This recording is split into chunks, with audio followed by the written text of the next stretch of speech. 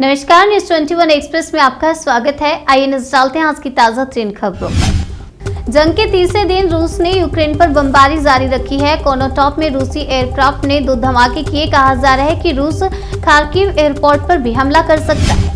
रूसी हमले के बीच जेलेंस्की ने कीव छोड़ने के अमेरिकी प्रस्ताव को किया खारिज। कहा, हमें हथियार चाहिए, यात्रा नहीं। अमेरिकी खुफिया विभाग का दावा है कि रूस के दूसरे इल्यूशिन 1 I-76 सैन्य परिवहन विमान को बिलासेरकवा के निकट यूक्रेनी सेना ने मार गिराया है। यह स्थान राजधानी कीव से 85 किलोमीटर दक्षिण में स्थित है। पीएम मोदी बोले, कोरोना टीकाकरण में पूरी दुनिया ने माना कोविन प्लेटफॉर्म का लोहा। पीएम मोदी ने कहा कि कोरोना टीकाकरण में कोविन जैसे डिजिटल प्लेटफॉर्म के माध्यम से हमारी डिजिटल तकनीक का लोहा पूरी दुनिया ने माना है। यूक्रेन में जंग के बीच राहुल गांधी ने बंकर में छिपी छात्राओं का वीडियो किया शेयर। सरकार से तुरंत रेस्क्यू की अपील की। यूक्रेन में भारी संख्या में भारतीय छात्र पढ़ाई के लिए रहते हैं, लेकिन खूनी जंग के बीच हालात धीरे धीरे बिगड़ते ही जा रहे हैं।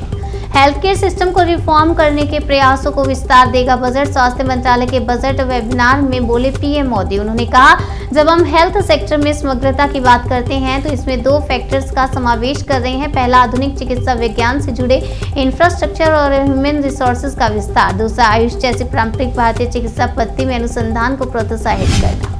यूक्रेन की राजधानी कीव की सड़कों पर छिड़ी जंग। एयर स्ट्रिप पर कब्जा करने की कोशिश में रूस, लोगों को छिपे रहने की सलाह। रूस यूक्रेन जंग भीषण मोड पर आ गई है और अब रूसी सैनिक राजधानी कीव तक आ गए हैं। यहाँ सड़कों पर जंग छिड़ गई है। लोगों को छिपे रहने की सलाह दी गई है।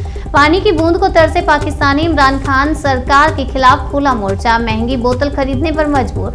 नेताओं ने कहा कि शहर के निवासियों को ऊंची कीमतों पर पानी की बोतल खरीदने के लिए मजबूर होना पड़ा है और जो लोग आवश्यक वस्तुओं को खरीदने का जोखिम नहीं उठा सकते हैं, उन्हें कुओं के अत्यधिक जहरीले पानी का सेवन करने के लिए मजबूर किया गया है।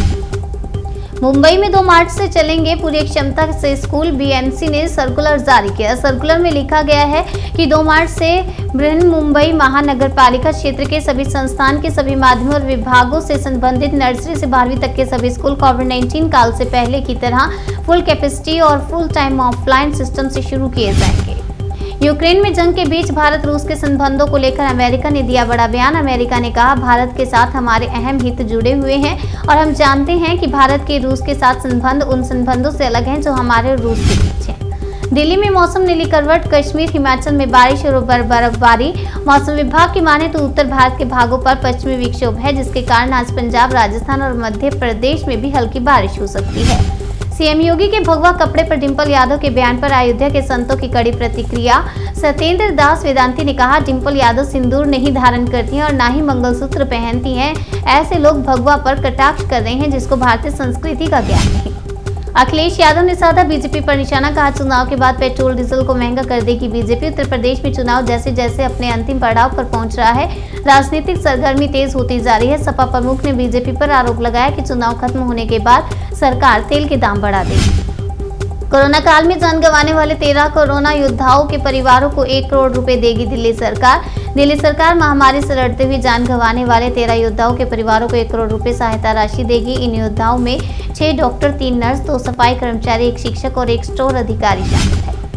23 से 29 मार्च तक होगा दिल्ली सरकार का बजट सत्र। जनता के सुझाव को भी किया जाएगा शामिल। दिल्ली में मार्च महीने के 23 तारीख से 29 तारीख तक बजट सत्र रहेगा। गुरुवार को कैबिनेट बैठक में 23 से 29 मार्च के बीच बजट सत्र बुलाने को मंजूरी दी गई है।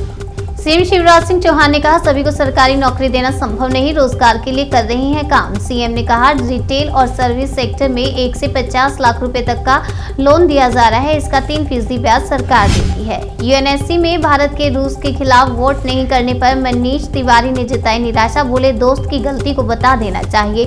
भारत के इस फैसले पर कांग्रेस सांसद मनीष तिवारी ने निराशा जताते हुए कहा कि जब दोस्त गलती करे तो उसे बता देना चाहिए। उन्होंने आगे कहा कि एक समय आता है जब देशों को खड़े होने की जरूरत होती है, ना कि एक तरफ खड़े होने की। नहीं रुक रहा रूस और अब कीव एयरपोर्ट के पास किया बड़ा धमाका। कई इमारतों को पहुंचा नुकसान। जंग जारी। समाचार एजेंसी रॉयटर्स के अनुसार रूसी और यूक्रेनी सरकारों ने शुक्रवार को बातचीत के लिए खुलेपन का संकेत दिया। भारत में यूक्रेन के राजदूत ने दी शहीदों को श्रद्धांजलि। भारत में यूक्रेन के राजदूत डॉक्टर इगोर पॉलिखा ने घुटनों के बल बैठकर यूक्रेन में शहीद हुए लोगों को श्रद्धांजलि दी। उनके साथ उनके साथी भी थे जिन्होंने शहीदों की याद में मोमबत्तियां जलाई। न्यूज 21 एक्सप्रेस में फिलहाल इतना ही। तब तक के लिए मुझे दीजिए इजाजत और देखते रहिए न्यूज 21।